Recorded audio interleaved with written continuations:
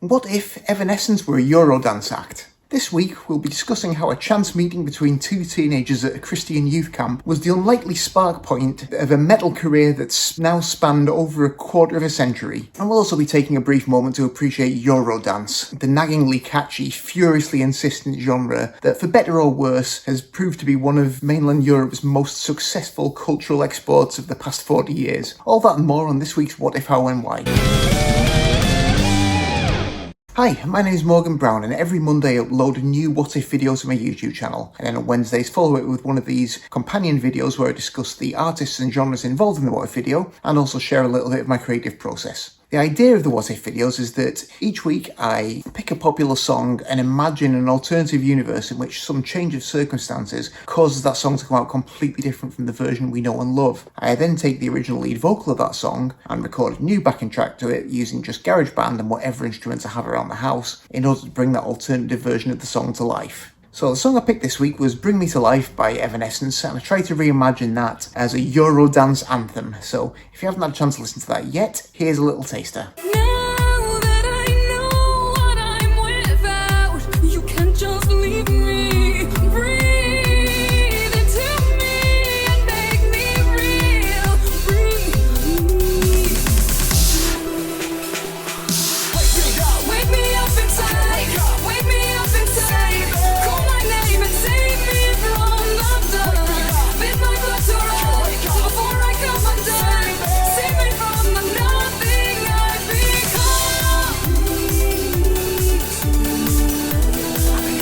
Before I get properly started on this video, I'd just like to make a quick disclaimer this week. I do generally try on this channel to create pairings of song and style that, to the best of my knowledge, haven't been done before. And quite often, if I remember, I do actually Google to just check that there isn't already a version of the song in that style around. For whatever reason, I didn't actually do that check this week. I'm not knowledgeable enough about either Evanescence or dance music to be aware of combinations of the two. So it was only when I finished the song and the video and uploaded it to YouTube that the copyright detector flagged it not as the original Evanescence version but as some dance cover of the song, and I thought, oh no. Looked it up and then discovered that not only was there that version, but there are also numerous other dance covers and remixes of Bring Me to Life by Evanescence. So rather than doing anything original this week, I've just created another one to throw on the pile. However, hopefully it's at least in a slightly different style and it's a slightly different interpretation of the song, and maybe people will still enjoy it. And I will attempt to be a bit more diligent in making sure I'm not duplicating other people's work in future. But yeah, to be honest, I hadn't even thought about Evanescence for a little while, and I just heard Bring Me to Life for the first time in a few years. I'd been vaguely thinking about trying to do something in a Eurodance style for a while, and I've been trying to think of songs that had a nice, clean, melodic female vocal and a male rapper, and then just hearing Bring Me to Life for the first time in a while, a little light bulb went on. I was like, oh, that's the song. Obviously, other people had the exact same thought. As I say, I'd never known very much about Evanescence. I do obviously remember that song coming out and the massive impact that it had, breaking out of the usual metal audience way into the mainstream in a way that by the early 2000s was pretty highly unusual, really.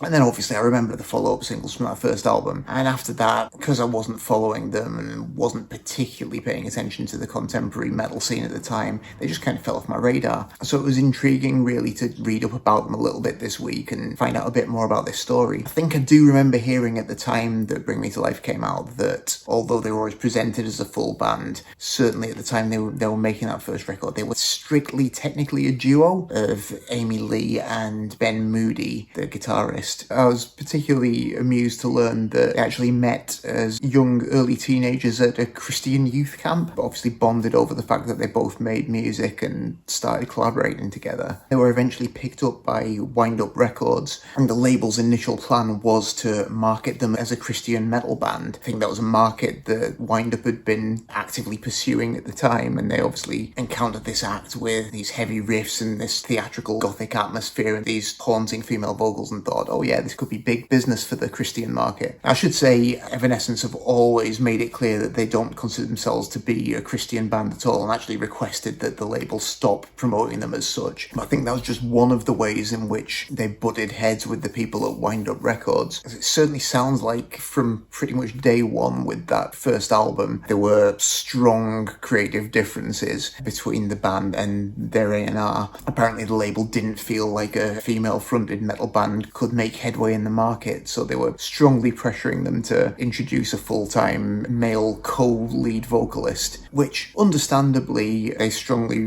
resisted, and apparently eventually it got to the point where they walked out on the label. The label were, okay, we're dropping you completely, and then eventually relented and brought them back in. But the compromise they reached was that Bring Me to Life, which wasn't the band's choice for a first single, the label had decided that was going to be the lead single, and that for that song they had to bring in a guest rapper from another hard rock / metal band on the Christian end of things. So kind of against the band's wishes, that became their signature song with this very distinctive dueling lead vocal, which of course wasn't actually going to be present in any of the rest of their material. So it was a bit of a rocky start, and it was only going to get rockier. I think for touring purposes, although they had been operating as a duo with hired-in musicians, they actually formed a full band to go out and play the songs live. And then partway through their tour, Ben Moody, the co-founder, co-writer and guitarist, decides he's leaving the band, and that could really have been game over for them. Certainly it sounds like the label were very convinced that he was a completely essential part of Evanescence, but Amy Lee, to her credit, just ploughed straight on, finished off the tour with the rest of the band that they'd hired in, and has managed to keep things afloat ever since. Sounds like, although they'd been friends as teenagers, they'd actually been quite severely butting heads creatively and personally for some time, so I'm sure for Amy Lee it probably felt like a weight lifted off her shoulders to be rid of that. And although they've never recaptured those commercial peaks of the early 2000s, they've managed to keep going, kept a solid fan base, and at this stage are really kind of respected elder statesmen and women of the metal scene. As I say, it's not remotely my cup of tea personally musically, but I can definitely see the importance of a band like that appearing at that time in the climate of new metal as it was then. Although I think Evanescence definitely got lumped in with new metal, they were in many respects kind of a bit of an antidote to it, rather than the sort of tough guy, extremely macho thing that a lot of your new metal acts were perpetuating. To have this band that had a sense of theatricality and drama, and crucially fronted by a woman, was actually a really powerful, important thing. And I would guess that there are a lot of women in metal now who must have been inspired to feel like they could be part of that scene by seeing Amy Lee up there doing that. So all credit to him, and it just goes to show that although unlikely, it is possible to begin a career in heavy metal by visiting a Christian summer camp. When Evanescence first broke through, I guess the first time I would have seen them would have been when they appeared on Top of the Pops, which for people of my generation, that was where you discovered what was happening in the charts in the UK for many years. And although, as I say, Evanescence wasn't really my kind of thing, at the time I would definitely have been glad to see a band with guitars on there, because from the 90s onwards, rock bands had been increasingly crowded out of the charts and out of the Top of the Pop studio by dance music, and particularly by Eurodance. Now, I don't claim to be any kind of expert on dance music. I'm absolutely certain that in my mind, different subgenres of dance are getting mixed up. I don't know where the line comes between Eurodance and Eurotrance, for instance. This stuff's all a mystery to me. For me, what I associate with the term Eurodance is just high-energy dance music, generally emanating from somewhere in Central Europe, with an insistent four-on-the-floor beat, generally some extremely nagging, repetitive synth hook, and some kind of big vocal hook too, which might be just a spoken phrase, it might be a rap, quite often it might be a melodic idea that's just lifted wholesale from an old soul record or an old pop record. So I guess as a genre it probably has its roots in like the Eurodisco scene of the 80s, as pioneered by Giorgio Moroder back in the 1970s. As sort of mainstream disco had fallen out of favour, Eurodisco, the sort of higher energy, more electronic variant, had carried on producing a bunch of hits in Europe. And I guess where sort of what we know as Eurodance appears is when that Eurodisco style runs into Chicago house style that's emerging from the States, and also also the kind of acid house scene that starts kicking off in the latter years of the 1980s. So you get a few different strands of this emerging as the 90s go on, from stuff that seems more geared towards kind of hardcore ravers, largely instrumental, with maybe just a little spoken word or two hook. I'm thinking of things like Sash, who had hits with Encore Une Fois and Ecuador. There's a whole sub-strand of it that's really geared towards novelty records that appeal equally to really hammered clubbers and also kids. So things like Cotton Eye Joe by Rednecks, Blue Dabba Dee by Eiffel 65, Barbie Girl by Aqua, that kind of stuff. So goofy, silly novelty records, but still with that same pounding, insistent beat and those synth hooks. There also seemed to be a whole kind of sub-strand that lent on more traditional pop songwriting, generally English language and often fronted by a female lead singer, either original songs or quite often dancified remakes of classic pop tunes. Thinking of, things like Cascada or DJ Sammy, that kind of stuff. Even Scooter as well, although I think they're possibly considered to be more in the happy hardcore vein. I don't know. Haven't really got that much to say about it, except that, like quite a lot of pop music of my youth, absolutely hated most of this stuff at the time, and yet now when I hear some of those things, they do give me a little kind of funny tingle of nostalgia, which is the magic of getting old, I guess. But I don't really keep up with current dance music at all. I was never a big dance fan, and now I'm old, I feel like I've got a particularly good excuse to not be keeping up with that. But for anyone out there who is currently super into electronic dance music, I do hope that there's something out there for you to listen to that's as fun and daft as peak Eurodance, because it's really the whole point of it. I mean, it's dance music, it's meant to get you moving, it's meant to make you have a good time, it's not meant to be studious or clever. Sometimes there's something to be said for just being unpretentious and catchy and stupid.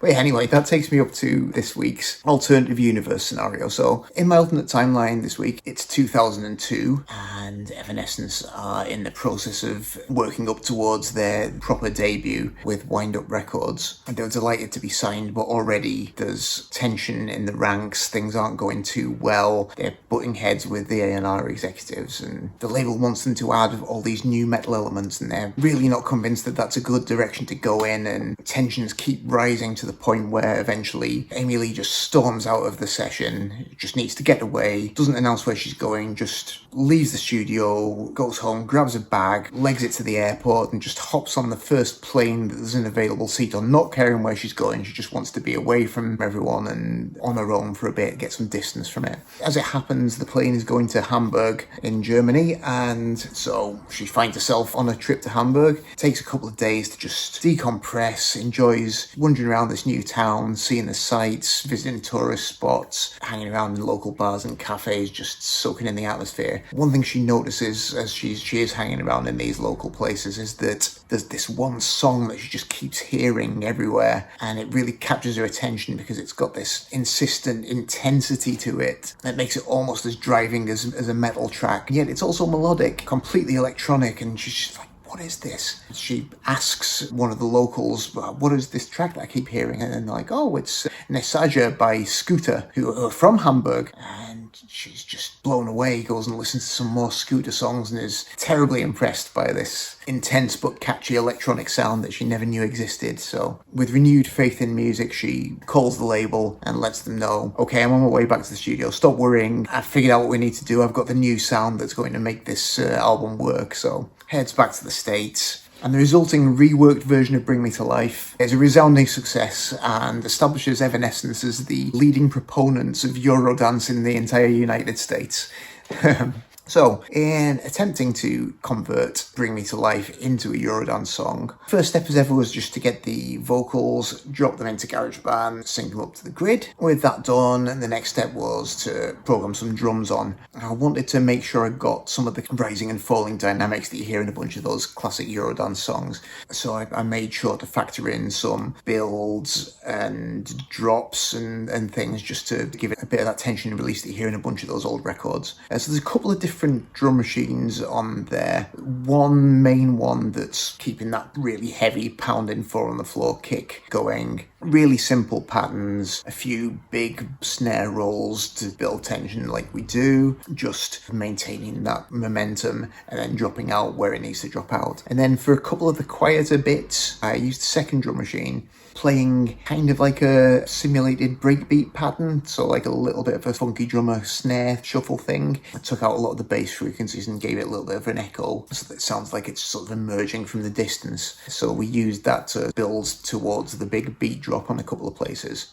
Next thing was to add some bass. We really want big, powerful, booming bass on a track like this. So there's 3 different synth bass sounds on. One main bass sound is just hitting a regular offbeat pulse, powering that rhythm along. There's a second one that I used on the intro, just to make things a little bit more atmospheric, which I've got a bit of a tape echo on, so it's just hitting a note and then that echoes along, and I've got that panning from side to side of the stereo just to create a bit of spooky atmosphere before we finally get up to the big drop. And then there's a third, slightly less in-your-face, softer bass sound that comes in the middle 8, where again the dynamics soften a bit before another big beat drop.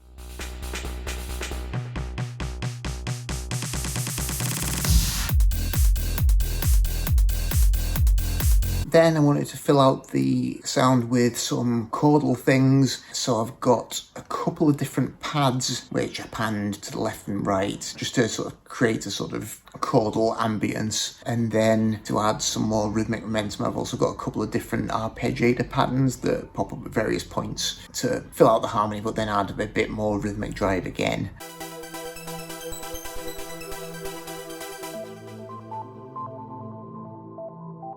And then on top of that, I figured we needed some lead sounds, so more of a bell-like tone for softer sections of the track, and then some much more in-your-face, abrasive, classic Eurodance synth leads when the dynamics get really loud and we need something really driving.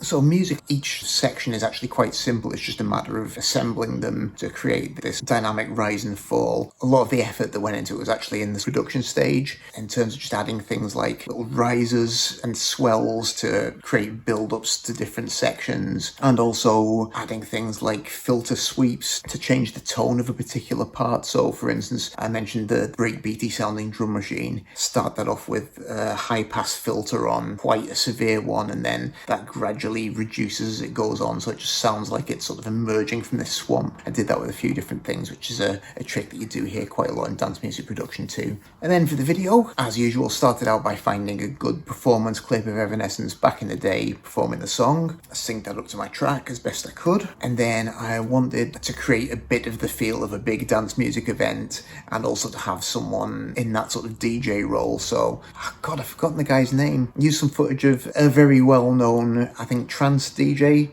You may well recognize him. I can't remember what he's called off the top of my head, but yeah, found some footage from this guy's show anyway, with the light show and the big crowd, the hands tweaking the sort of controls of his mixing console. Edited some little chunks of that in, and I also figured I needed someone playing a keyboard and ideally some dancers, so found some footage of a Sash performing a version of, I think, Ecuador at some event. So we've got his dancers, and we've also got him playing some keyboards on there as well, just to complete the whole picture and make it a fully rounded dance music experience. So I hope you enjoyed this one. As I say, I'm belatedly aware that it's not the most original combination of style and song, but hopefully I brought something slightly different from the other dance versions of Bring Me to Life. Let me know what you think down in the comments anyway, and if you did enjoy it, please like, share, subscribe. All that stuff really helps the channel. I'd be eternally grateful. If there's anything else you'd like me to do in coming weeks and months, any artists or songs or genres you'd like me to investigate, do let me know. Your suggestions are always most welcome. But otherwise, that's all from me for this week, so thanks very much indeed for watching, and I'll hope to see you next time.